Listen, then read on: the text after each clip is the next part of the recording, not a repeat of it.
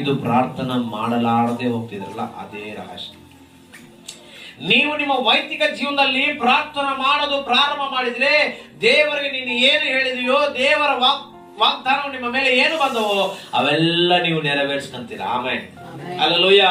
ಇದು ನಿಮ್ಮ ಬಲಹೀನತೆ ಅಲ್ರಿ. ನೀವು ದೇವರಿಗೆ ವಾಗ್ದಾನ ಕೊಟ್ಟು ಚೆನ್ನಾಗಿ ಬದುಕಬೇಕಂತ ನಿಮಗೂ ಆಸೆ ಇದೆ, ಆದ್ರೆ ಏನಾಗ್ತಿಲ್ಲ, ಮನಸ್ಸಿದೆ. ಪರಿಶುದ್ಧವಾಗಿ ಬದುಕಬೇಕು, ನೀತಿ ಭಕ್ತಿ ಯಥಾರ್ಥವಾಗಿ ಕ್ರಮವಾಗಿ ಸಭೆಗೆ ಬರಬೇಕು, ಪರಿಶುದ್ಧರಾಗಿ ಬದುಕಬೇಕು, ದೇವರ ರಾಜ್ಯಕ್ಕೆ ಸೇರ್ಕೋಬೇಕಂತ ನಿಮಗೂ ಆಸೆ.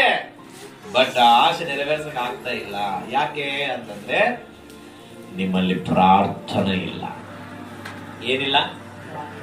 ವೈದಿಕ ಪ್ರಾರ್ಥನಾ ಬೇಕು, ವ್ಯಕ್ತಿಗತ ಪ್ರಾರ್ಥನಾ ಬೇಕು, ಮೆಲುಕುವ ಪ್ರಾರ್ಥನಾ ಬೇಕು, ಎಚ್ಚರಿಕೆ ಉಳ್ಳವರಾಗಿ ಪ್ರಾರ್ಥನಾ ಮಾಡುವ ಅನುಭವ ಬೇಕು.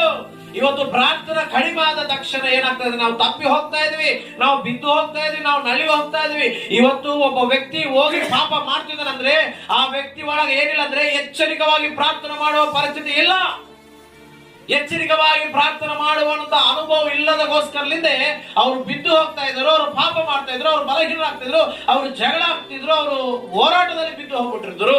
ಕಾರಣ ಏನು ಅಂದ್ರೆ ಪ್ರಾರ್ಥನೆ ಮಾಡುವಂತ ಅನುಭವ ಇಲ್ಲದ ಕಾರಣ.